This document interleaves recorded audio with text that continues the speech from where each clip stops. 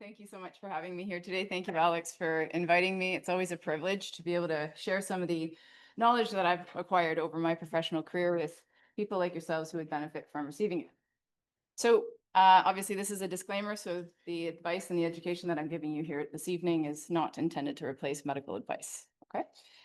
And I have no conflicts of interest. So we're going to be talking about how pelvic floor physiotherapy can help with some of the post-operative complications that come with the various types of bladder cancer surgery. Now, just as a way of kind of understanding the audience, how many people have worked with a pelvic floor physiotherapist? Nobody. Does anybody know what pelvic floor physiotherapy is? Okay. So we're going to dive into that a little bit, because if you're not aware of how it can help, then tonight might be a big eye opener for you and potentially help improve your quality of life as well. Okay, so Alex went over a bunch of this, so I'm not going to spend any time on that any further, but I definitely do have a passion for pelvic floor physiotherapy, and hence why I'm here tonight. I have just completed writing the book that Alex mentioned, Moving from Kegels to Hegels. This was written in response to a gap that I had identified in the research, particularly around men's pelvic health, and more specifically, even those who have undergone prostatectomy. So although the book is not exactly in line with a cystoprostatectomy, which just means complete removal of the bladder and the prostate, there are definitely some similarities and quite a bit of information housed within this book that can be useful and helpful to individuals who have had bladder cancer surgery as well. And the online program is basically to complement the book, and it just walks you through a 7-step program. Again, much of which could be highly beneficial for you, and hopefully we'll shed some light on how that can be tonight. Okay, so today we're going to talk about what pelvic floor physiotherapy is and how it can help. We're going to go over some proven exercises for managing some of the post-operative complications, and then we'll have an opportunity to actively participate in some of these exercises so that you can have a lived experience. So I'm really glad that we had an opportunity to listen to Dr. Shagan share his kind of side of the story, because obviously he has way more expertise when it comes to the surgery and the medical side of things. I just help the aftermath of what he does. And he mentioned one of the types of surgeries that he does is called the orthotopic neobladder surgery. And this is the surgery that I've had the great privilege of seeing him perform. Surgery is nothing shy of a miracle. To literally watch him recreate a bladder from intestinal tissue all within the body and not even taking anything out, done robotically from a remote station, and the patient is just a few meters away. So it's pretty phenomenal what the technology provides and allows this day and age. But there are, of course, some complications that come with this type of surgery, and that's what we're going to touch on today in terms of how physiotherapy can help with that. So this presentation is geared mainly around this type of surgery because, of course, this is the version that allows one to pee through their normal mechanisms. So we need to work on pelvic floor treatment to improve the function. Okay, so first of all, what is pelvic floor physiotherapy? Many of us in the room tonight have not even heard of it based on the previous show of hands. You have your pelvis, and inside there are a series of muscles that live from the tailbone all the way to the front of the pubic bone. They sit there like a sling or a hammock. How many people are aware that they have muscles in their pelvis? Say aye. Okay, so I didn't know for many years until I went to physio school and was introduced to these muscles. These muscles have a number of functions, and we're going to get to those in just a minute, but these muscles are best examined through an internal examination. So for men, that would be through the rectum, and for women, that would be through both, preferably, as long as the patient is consenting. Now, it has been my experience that this is not always a requirement, although it is the gold standard. I have developed skills, I guess, through the years of experience that I've been working with this patient population that doesn't always require the internal examination, and it's actually quite sufficient just to place the hand externally on what we call the outside layer of the pelvic floor muscles, and then sense for the contraction there and observe what's going on in the rectal region. And that usually is quite sufficient. If that fails, we have other options where we use biofeedback. So we have electrical stimulation, little electrical pads that we can stick up onto the external sphincter region here, and it picks up the electroactivity of the pelvic floor muscles, and then there's an image that gets projected on screen, at which point we can watch the electrical activity of the pelvic floor muscles real time. So there are options, of course. So I don't want people getting worried about the fact that, oh, there's this internal exam, and then people shy away from doing pelvic floor physio because of that. There are always alternatives, and that is a big part of the full and informed consent that I provide each and every patient when they're coming to receive care under my services. Okay, so there are many functions to the pelvic floor. Here we have the 3 layers of the pelvic floor muscles, and this is your female anatomy. The first layer is your layer of sexual function. I'm just going to use my model here because sometimes these images can get confusing if you don't know what you're looking at. So what you're looking at here is the outermost layer. That's the layer that we can touch without having to do an internal exam. These muscles wrap around the clitoris.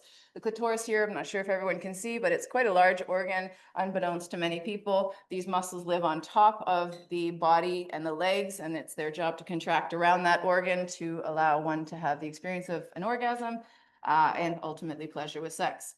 For men, the opposite holds true. These muscles become the shaft of the penis, and the contraction of these muscles is what allows a man to sustain an erection. So the stronger these muscles are, the longer the man's staying power and his ability to preserve blood in the shaft of the penis. Again, something most men are not aware of, that the pelvic floor muscles are the extension of this area. This is a big part of what I rehabilitate in men because, as Dr. Shagan mentioned, prostate cancer is his main prostate surgery that surgical procedure that he performs, and he sends me his patients so that I can help them regain their continence after he removes their prostate and restore their erectile function, because it's one of the things that happen after you remove these structures, just because of where the nerves and the neurovascular bundle, they live on the prostate. So when you remove the prostate, the nerves get a little bit compromised, and we'll touch on that in just a minute. So that's the outermost layer. And so we touched on how that's responsible for sexual function. We've got the middle layer, which is the pouch. And the difference in the middle layer, of course, is there's an extra hole for women and there's no hole for men. And that's that pouch you see over there. If I pull back the layer, and between the innermost layer and the outermost layer, you'll get this pouch. And those are the sphincter muscles that wrap around the bladder, urethra, and for women, also the opening of the vagina. So these muscles allow one to remain continent. And these are the muscles that I also have to work very diligently with when I'm dealing with urinary leakage, because it's a matter of these muscles squeezing around the urethra to close down and prevent urine from escaping. For men, the situation is a little bit unique because actually the pointer doesn't work, but the belly of muscles in the middle are also responsible for continence control. And I'm going to show you an image in just a moment how that works quite beautifully in the creation of a man's anatomy. And then the deepest layer, of course, responsible for supportive function. So it supports the internal organs.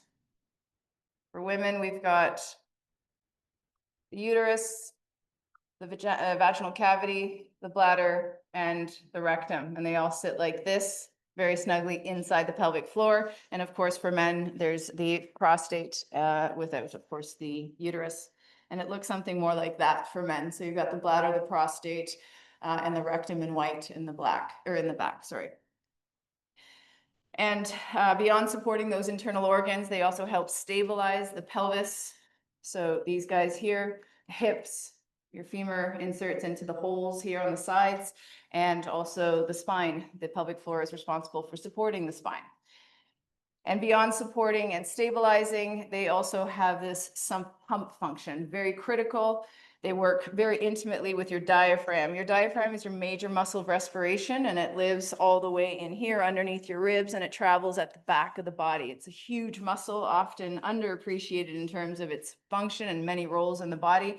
But when it contracts, it flattens out like a pancake. So it has a direct influence on the pelvic floor. It causes the pelvic floor to stretch. And all day long, there's this pump that's going on to help with circulation. So you can imagine if you're having any kind of lymph node dissection or resection, this is a critical muscle group to start working to help get better fluid circulation through the system. Otherwise, you get something called pelvic congestion, and that just puts a lot of pressure on this area and affects ultimate function.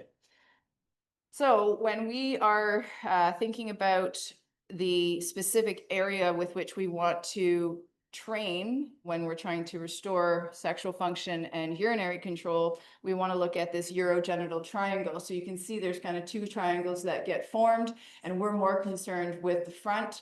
And I'm going to explain in just a minute why we want to stay away from the back.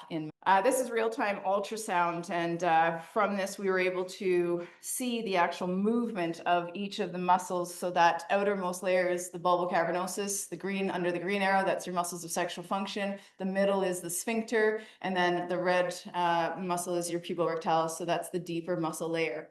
When the prostate and the bladder get removed, there's going to be no need to start recruiting the back muscle, because there's going to be a relocation of the neobladder, and it's going to be a little bit lower. So if you contract through the back, you're probably going to compress down on that neobladder, which would not be ideal if you're trying to maintain continence.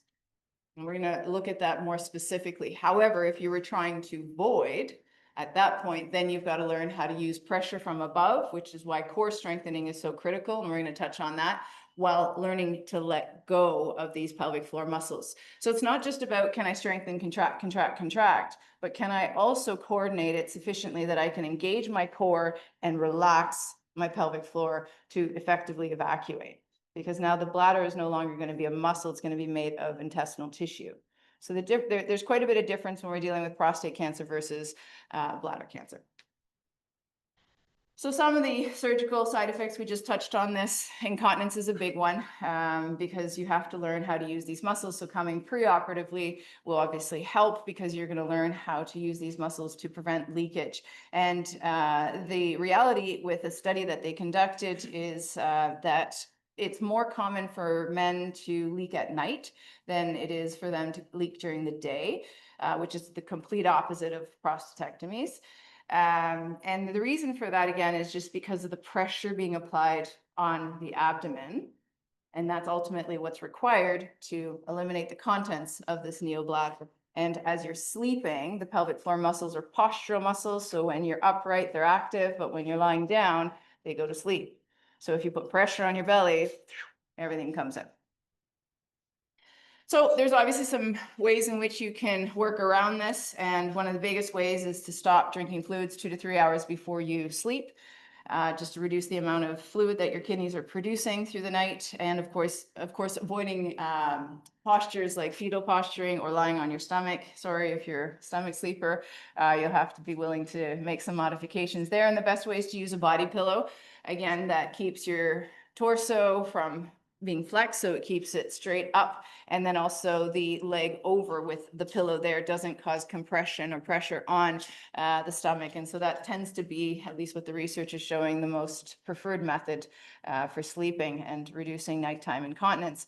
Desmopressin is obviously a medical approach beyond my scope as a physio, but we understand that it does help reduce the amount of fluids the kidneys are producing at night. We have something called antidiuretic hormones that get produced through the night, and as we age, that hormone reduces in its presence. And so that's why we find that we get up a lot often, or more often, through the nighttime to pee as we get older, because there's less of a presence of this hormone. And so desmopressin introduces that to reduce the production of urine from the kidneys. And of course, setting an alarm after 4 hours of sleep to get up and void is going to help dramatically with the amount of leakage that one would experience through the night. Getting up every 4 hours is going to become a very real routine for you all the time. There's never going to be a moment where you can't go long. You have to pee every 4 hours. You have to be on an alarm on a clock, and that's going to be something we talk about in just a moment. Okay. So they also found this other side effect called hypercontinence. So that's just the exact opposite. It's where you basically end up holding urine in your neobladder, and there's difficulty with emptying the contents. There are some hypotheses out there as to why this might happen. These are simply hypotheses, and so we can't say with certainty that they're the causes, but it happens in about 10% of men. So not a huge number, but still some are dealing with that. And then ultimately what ends up happening is they need to catheterize to empty the contents of the bladder. One of the things that we want to make sure that the patient understands is there's got to be this timed voiding approach that happens after neobladder surgery, where you're starting to urinate every 2 hours. And then you want to maintain that schedule for about a week. After that, you'll start increasing your increments by about 15 to 30 minutes. And this just slowly allows that neobladder to stretch progressively, okay? And then at one point, you're going to hit that max stretch, which is going to be about 3 to 4 hours. And that will continue on all day, all night, as I've mentioned. And it's all in an effort to prevent this bladder from basically becoming a holding reservoir, because it's not going to contract, it's not going to retract. You just don't want it to distend so much that it now is just storing. Does that make sense? Yeah? All right. Any questions so far?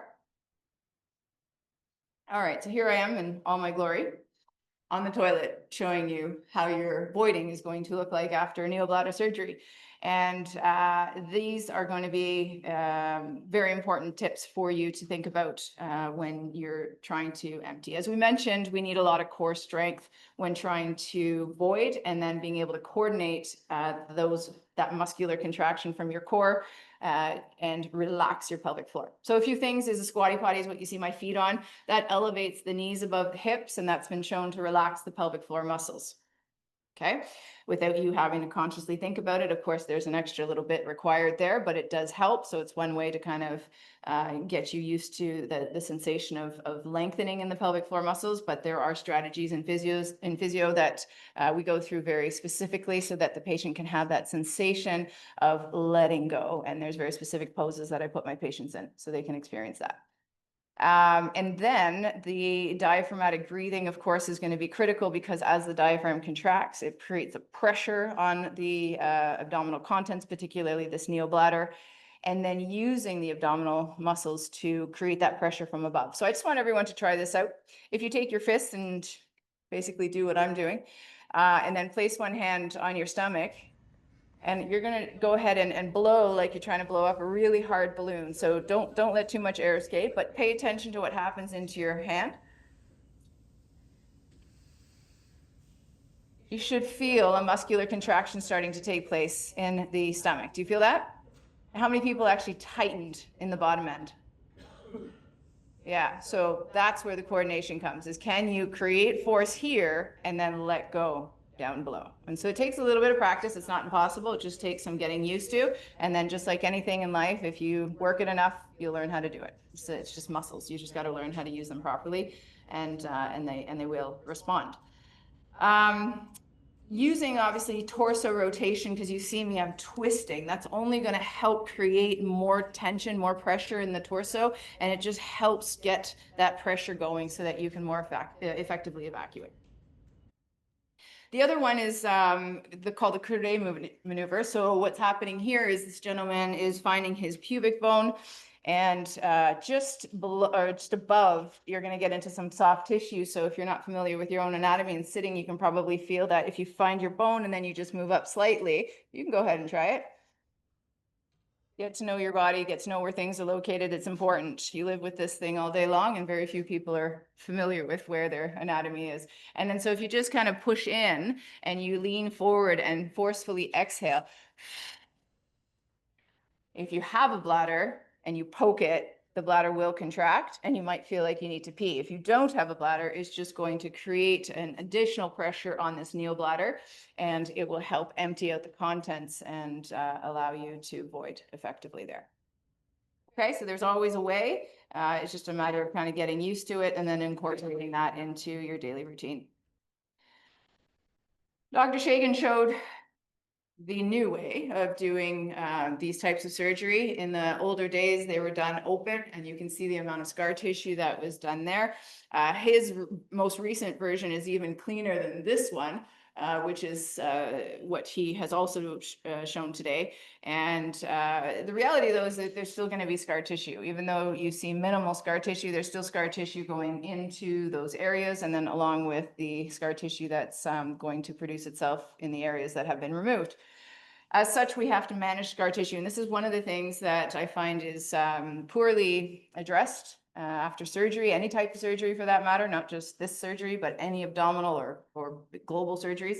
Scar tissue has to be manipulated. It has to be remodeled, because what happens is over time, scar tissue has a propensity to tighten, and it kind of shrink wraps itself around the structures that it has basically attached itself to. And it just, so whatever it glued itself onto is going to start getting tugged, and it's going to compromise function, something we definitely don't want, and less so in the core, because these muscles are going to be required for proper voiding, and you'll have to call upon them. So manual therapy is one way in which we can do that. But of course, the other way is through abdominal strengthening or core strengthening.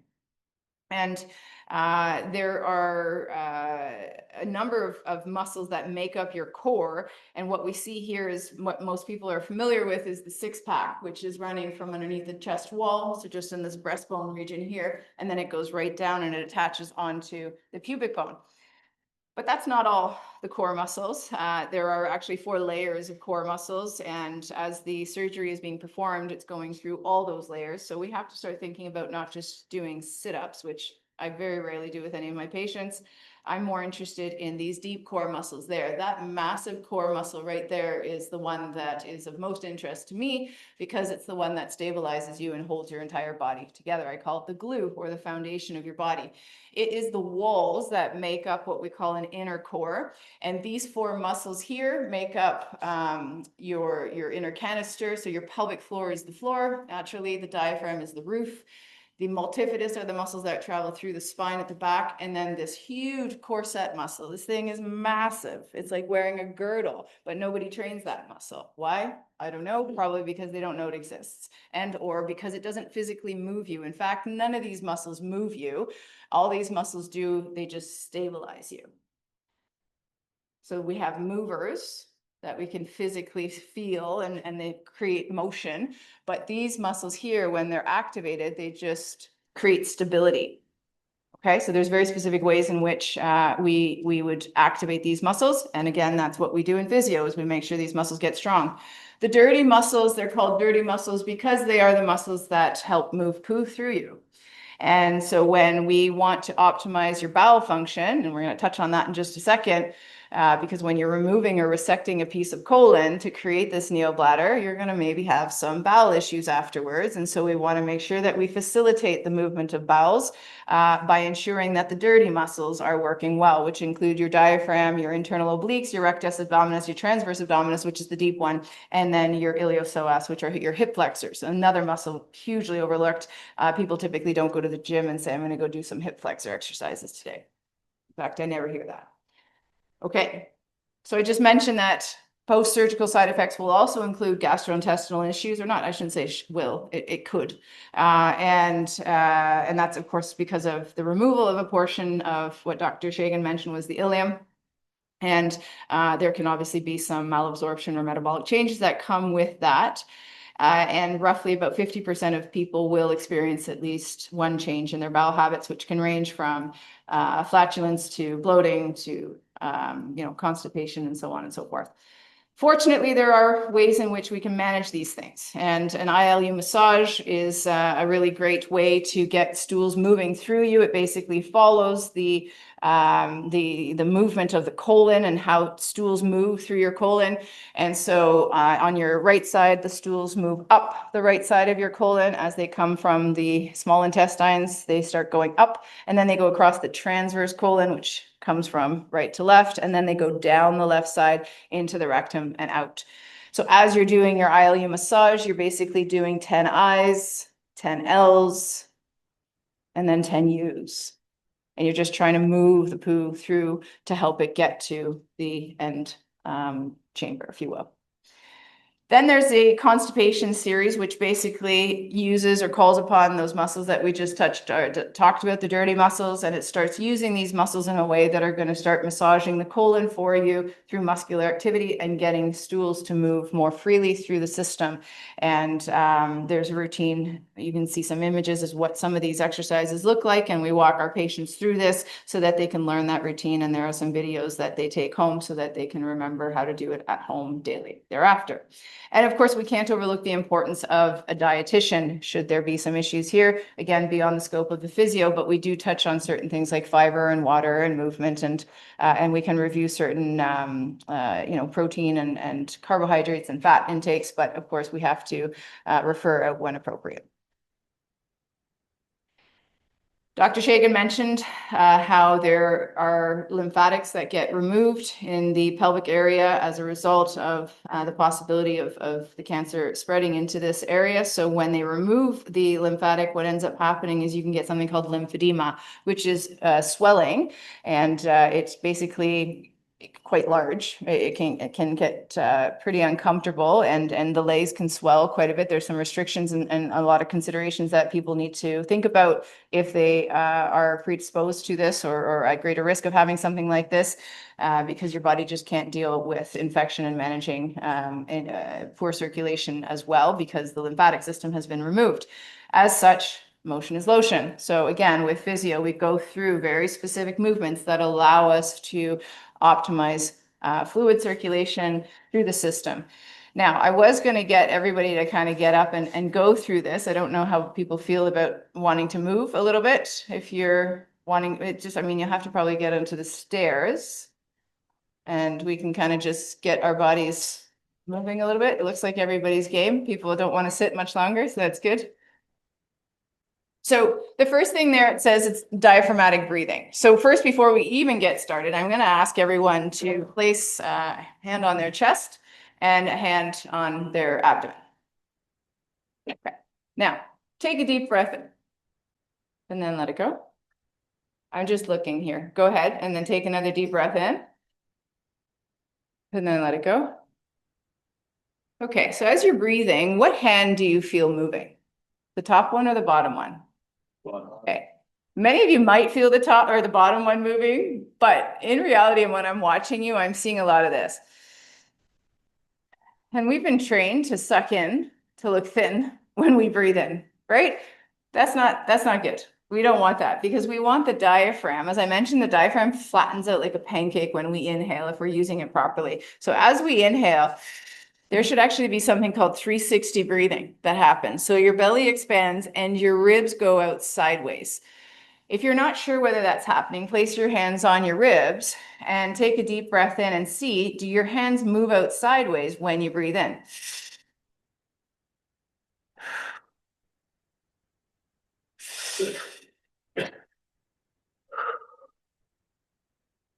Okay, so 9 times out of 10 in clinic, when I see people doing it, I see them breathing very shallow, and that doesn't allow that diaphragm to drop down, which then is not going to allow that pelvic floor muscle to go through its range of motion either.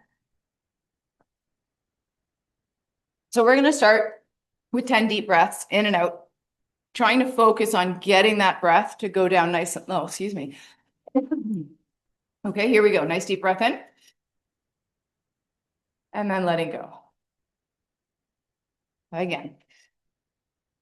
If you still feel like you're breathing shallow, you can try to raise your arms over your head, and that's going to reduce your ability to use your accessory muscles. So you can inhale and then exhale. And just see the difference in your breath when your arms are up. It should start to help let your diaphragm come down. And then inhale and exhale. Good. Inhale and exhale. If your arms are tight, you can bring it back down. Inhale and exhale. Why does it breathe like a baby? Pardon me? Why does it breathe like a baby? Breathe like The way a baby breathes? a baby breathes. Baby with the dog. Yeah, they their bellies go because they don't care yet. They haven't been conditioned to hold tight. They just hang it. They just let it go and they let their bellies get big and they just walk around like this, right? It's perfect. And we never want to change that, but we do, unfortunately. We teach them, no, hold it in, suck it in tight. Don't let go. Don't let anybody see, right? Let it go. Let it go, let it go, let it go. Love on your bellies and let it go. Okay, your diaphragm has such an important role in the body beyond just breathing, and it helps with constipation. It helps with shoulder stability. If your shoulders are sore, I have so many patients that have sore shoulders. As soon as we start changing their breath, like, shoulders feel really good. Okay, so it's just so much going on with this muscle. All right, now we're going to do some shoulder rolls. So here we go, all the way up and down, and just big shoulder rolls back, and just allow the shoulders to go up to your ears. So it's not arm movements. I want to see your shoulders move. That's it. And just open it up. Now you've got a lot of lymphatics going on through the upper body as well. And then what about some forward shoulder rolls? It's a little bit different. You're going to have to kind of move the arms with that. That's it. Good. And then let's get some cervical rotation going. So we're just going to side bend to one side and then to the other. And what this is doing is like a pumping action. It's just squishing and letting go, squishes, and then it lets go. And it just helps the fluid start to move and circulate. Good. And then what if we just rotate one way and then the other?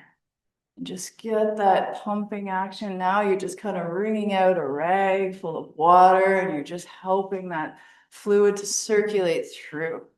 Good. And then what about good morning? So you're careful if you have back issues, just hold on to your legs if you do, and then just come down and then up. If you don't, you can place your hands here and then come back and you're just bending forward, and you can bend your knees. You don't have to have your legs straight. It's not a hamstring stretch. In fact, I don't want you to feel a hamstring stretch. I just want you to kind of do a little mini squat, bend the knees and then hinge forward. And now what we're doing is we're squishing all the lymphatics in the pelvic region and the groin, and we're just coming down and we're just doing a little squish pump. And then that's going to help get some circulation through. You guys might start feeling like all of a sudden you're starting to warm up a little bit. Yeah? Shoulders are a little sore? Yeah, it's another thing. Yeah, it always is. It's never as simple. Okay, let's get some marching going. So here we're going to bring those knees up nice and tight. I like to add a little bit of a squish to really get that stuff moving through. And of course, I add a little bit of torso rotation to really get things going. And then the breath, right? Everybody holds their breath. So make sure you exhale. All this stuff to coordinate. Now, we're not going to do number 6 because I'm not going to ask anybody to get down onto the floor, but you can imagine a bridge. It just means getting up and down off your bum, and then out for some squats. So if you can get down and just up, down, and then up, down and up. If the knees hurt, you can always hold on and just maybe hold on to something. A kitchen sink works really well, and you can support yourself in a kitchen sink. That's what I suggest for my older patients. My more mature. Does the blanket help at all? Well, that would be part of core strengthening. Yeah, but not right now. But yes, all motion, all exercise is good. Okay, so hopefully you felt that kind of got your body moving a little bit, and you felt some maybe circulation, a little bit of warmth happening. And so it's all just intended to get things moving through the system. Okay, and so it's really simple morning routine, afternoon routine, evening routine, just to keep things flowing, not letting things get congested. Okay, so as I mentioned earlier, this is one of the big things that I work on with my post-prostatectomy patients, but it's also an unfortunate reality in this patient population because of the disruption to the neurovascular bundle that travels and lives on the prostate. So they try to spare these nerves to the best of their ability, but of course, they have to make sure that the cancer is not invading this area, because that's more important. And so if they have to remove the nerves, then they can't spare them for obvious reasons. But if they are spared and they lose their home, basically, because they're losing the prostate is where they reside, now they're kind of floating around in space. They've been exposed to heat and traction, and they're just not happy. It's something called neuropraxia, and it's a temporary shutdown of the function of these nerves, which then results in vascular supply shutdown. And men have anywhere from 6 to 8 nighttime erections And that's not so that they can get up and bother their partners, but it's more so to preserve the tissue function. And the changes, so there's pressure that is required. There's a certain amount of pressure, 35 millimeters of mercury pressure that needs to be maintained through the penis so that there's no deposition of scar tissue in the penis, which then obviously changes the structure of the penis and how well blood can perfuse and engorge the penis. So when this event occurs, the man's ability to have these erections is no longer, and we have to make sure that we preserve the tissue through artificial means, and that's why early penile rehab is important. And these are the various treatment options. There are three basic options. One is the medical route, which is your PDE5 inhibitors.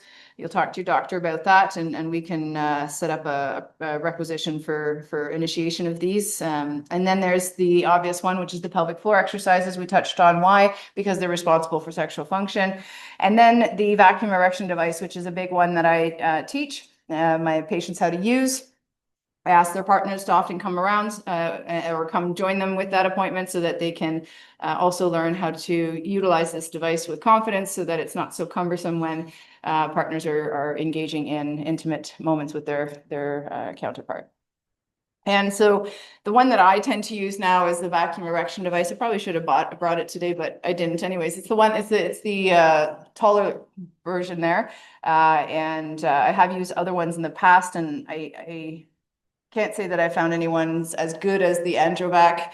And so that's my preferred one at this point. And then we have videos and so on and so forth that patients go home with, as well as step-by-step instructions on how to use these safely and effectively.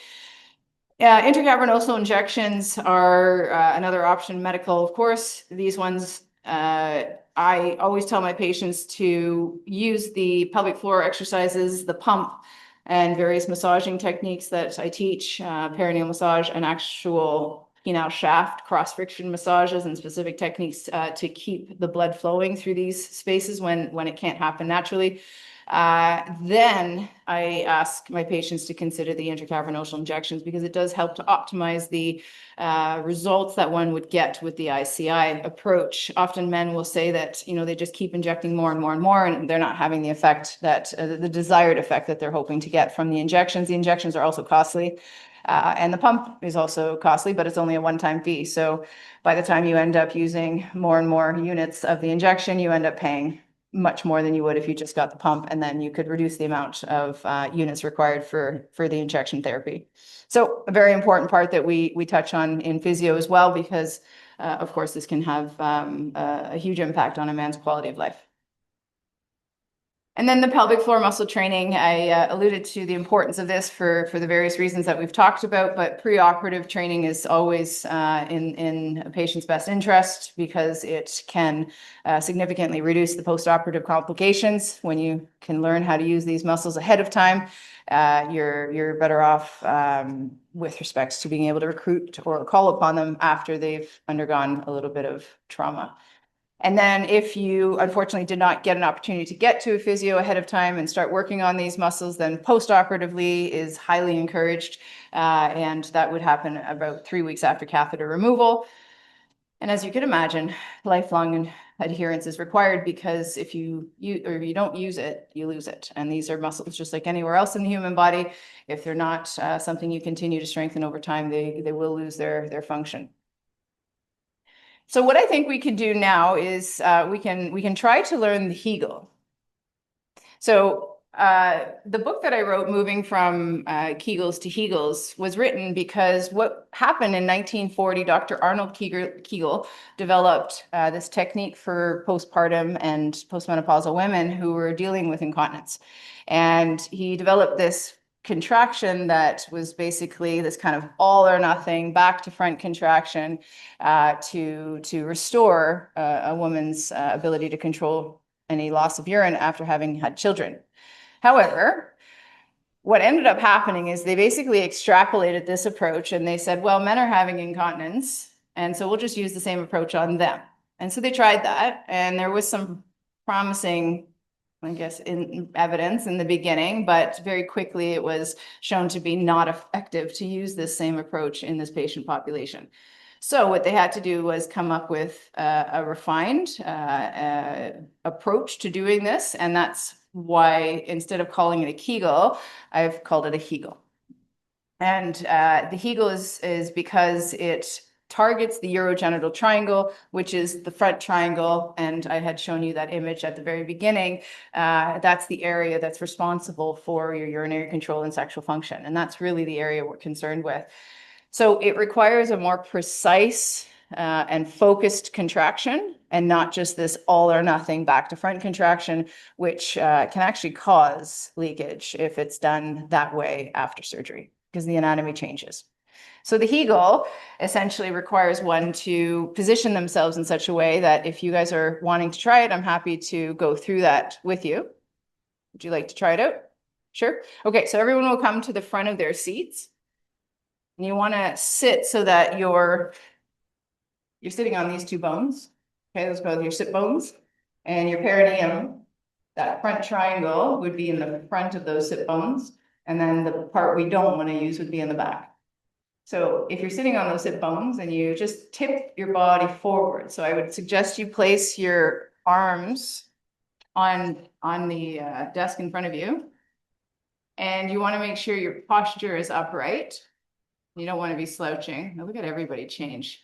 Everybody went like, ooh. And you don't want to train slouched, right? Because what is that going to do? It's just going to reinforce bad posturing. And whenever you're training any muscles, you want to think, how am I positioned? And am I going to optimize my overall health and function by being in the posture that I'm assuming when I'm training? So from there, I want you to think about the cue I give for men and for women is basically trying to stop the flow of urine. So just very gently, and try not to activate too much of the back triangle. We're going to do it wrong in just a second so you can feel. So just try to imagine you're trying to stop the flow of urine.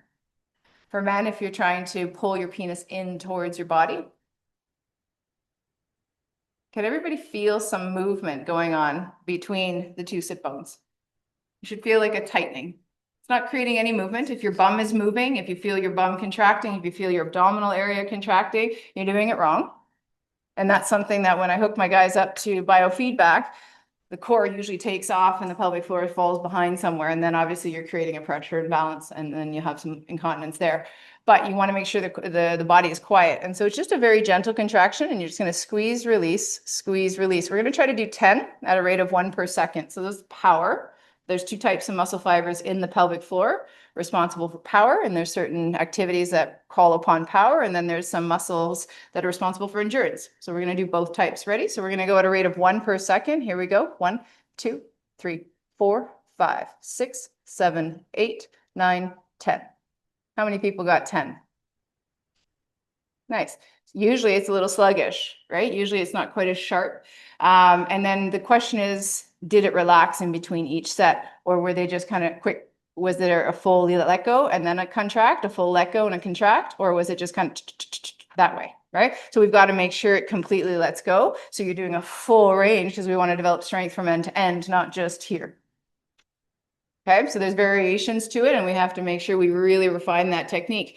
Now, just slouch. Everybody slouch for a second. And as poor posture as you can possibly get. And now I want you to try those 10 contractions again. Ready? 1, 2, 3, 4, 5, 6, 7, 8, 9, 10. Hopefully, if you did it very poorly, you should have felt it coming into the back end. That's what we don't want.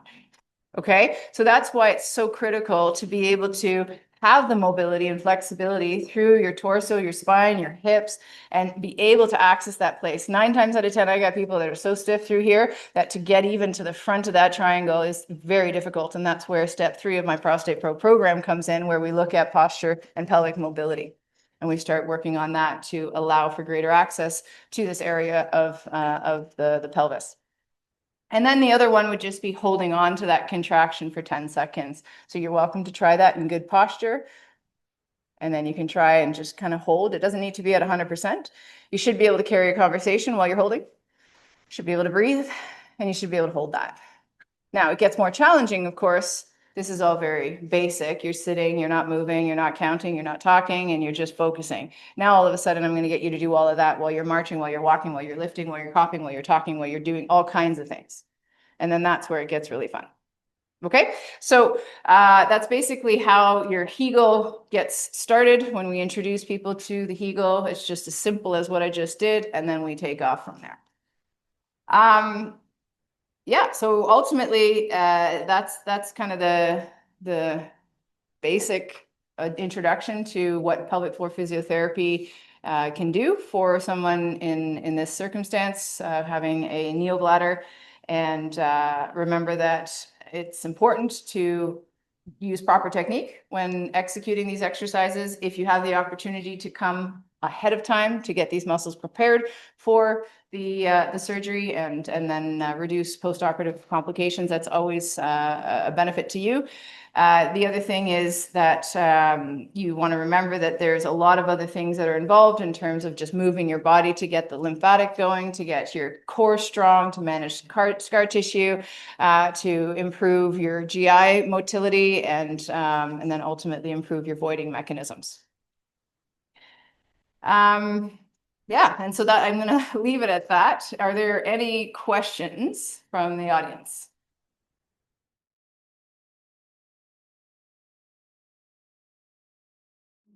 Yeah, usually we anywhere from 6 to 8 weeks. You got to kind of let the tissues heal. All tissues heal within 3 months, period. But definitely has to be at least a 6-week period after any kind of surgical procedure before we can start doing anything. Yeah. Great. Thanks so much, guys.